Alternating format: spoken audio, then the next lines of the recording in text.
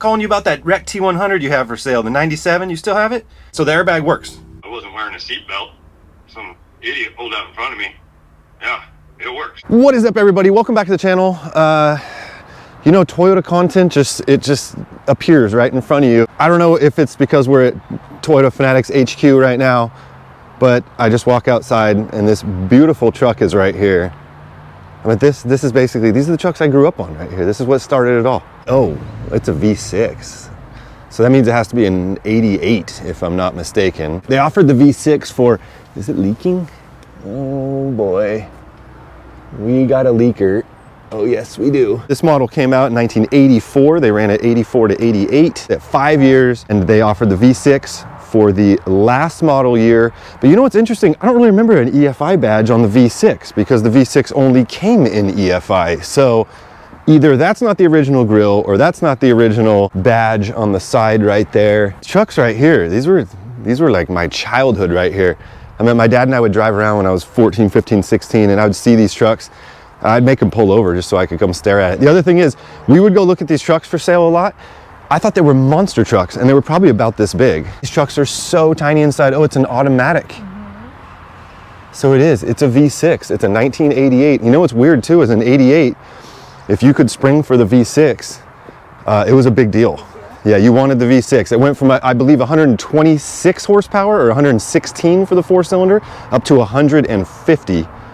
And that was massive right there. I would have absolutely flipped out in my younger years to have ownership of this thing. Yeah. A blast from the past right here. Well, starting to get a little old and cramped to be a daily driver, but I'd love to get a hold of one of these. This is a really cool truck right here. So if it was 1988 right now, you owned this truck, you had the Smittybilt bumper right there, the Smittybilt double roll bar. That's double. Well, yeah, a lot of people just had the single bar. Double. You got the double front bumper, the lift, 33s, 15 by 10s. You were one bad dude. Anybody out there, if you ever had a truck like this, definitely leave a comment below. What year did you love it? And are you sad you sold it? So that 88 Toyota truck we just looked at is awesome in almost every aspect except for one, and that is it doesn't have an airbag. Now listen, if you're gonna make it into a crawler or just a wheeler or a project truck, you don't need an airbag. But if you're gonna end up on the freeway, highway, daily driving the thing, I'm gonna say you want an airbag. I really am an airbag enthusiast. Back in '92, my dad bought a brand new Honda Accord, brought it home, and he showed me, hey, this thing has an airbag. It's the first year. And this thing could possibly save your life if you get into a collision. And from that moment forward, I knew that I wanted to have airbags in my life. Now, I believe it was just about 2 years ago, I was standing right here filming a video with the 95 T100 we had. Love that truck. But one issue that truck had is it had an airbag light on the dashboard from the day we bought it. You remember that? I do. Yes, and it always bugged me. And this one does not. Anyways, where I'm going with this is that this is a 25-year-old airbag. And in videos I've posted before, I've said that I don't think this airbag works anymore. And that has stirred up a lot of controversy in the comments. Some people are saying, how could it not work? It's a Toyota. There's tons of sensors and there's tons of things going on. If it didn't work, the airbag light would come on and you would know. And other people are saying, listen, there's like a pressurized canister. There's a lot of stuff going on here. I can't imagine it's still working after 25 years. There's a lot of things that could go wrong. I'm kind of in the middle. So something amazing happened yesterday that confirmed that this airbag will probably work, and we'll get to that in 1 second. One thing we need to talk about is Toyota started putting airbags in vehicles in 1989 in the Toyota Crown. That's a vehicle that's only sold in Japan. At the early stages of airbags, I would say until about 2000, if I'm not mistaken, this is considered a Generation 1 airbag, which means there's no sensors in the seats. You hit something, it goes off. It's like one size fits all. And I believe after a bunch of deaths happened in late 80s Cadillacs in their first airbags, they started innovating and working on a Generation 2 airbag. And I believe it's like 60 or 80 pounds. There's a sensor in the seat.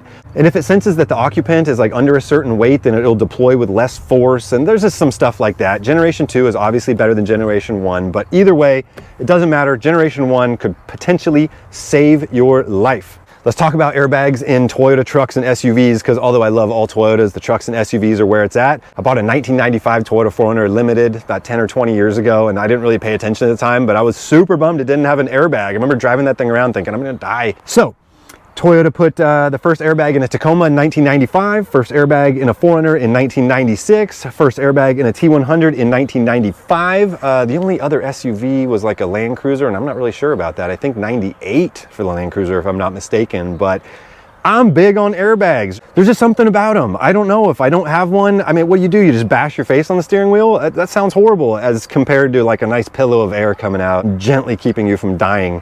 Anyways, love airbags. So where I'm going with all this is yesterday I'm on Craigslist doing my daily Craigslist T100 Toyota hunt, and I came across a 97 T100 that was recently in a collision and the airbag definitely deployed. And so I called the dude up, and let's roll to that conversation right now. Hello? Hey, what's up, man? I'm calling you about that wrecked T100 you have for sale, the 97. You still have it? Yeah, I still got it. I noticed that the thing's wrecked, and I noticed the airbag went off. Well, I personally have a 97 T100 myself, and I've always doubted if the airbag would work, and so when I saw yours was blown out, I was just kind of intrigued by it. So the airbag works. I'm pretty sure that airbag saved my goddamn life. I wasn't wearing a seatbelt. Some idiot pulled out in front of me. Yeah, it works. From our conversation, I learned that this was definitely a recent collision, and the airbag definitely deployed, and according to this guy, he's claiming it saved his life. So I can say with 99.9% certainty, this airbag does work. This airbag will save your life, and I am super happy for that. And thanks to the dude over in San Jose that he can confirm my confidence that this airbag is a working airbag. So to answer the title of this video, does a 25-year-old airbag still work? As long as it's a Toyota, it does. I wouldn't trust anything else, but if you have a Toyota from the 90s, early 2000s, whatever, and it has an airbag, you're safe. That's gonna wrap up this video, everybody. If you're new to the channel, definitely consider subscribing. Everybody drop a big old thumbs up and stay tuned for more videos. I got a ton of them on the way. I'll see everybody soon. Peace.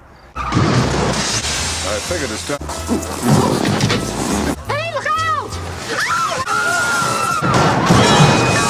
Anybody get a look at the driver?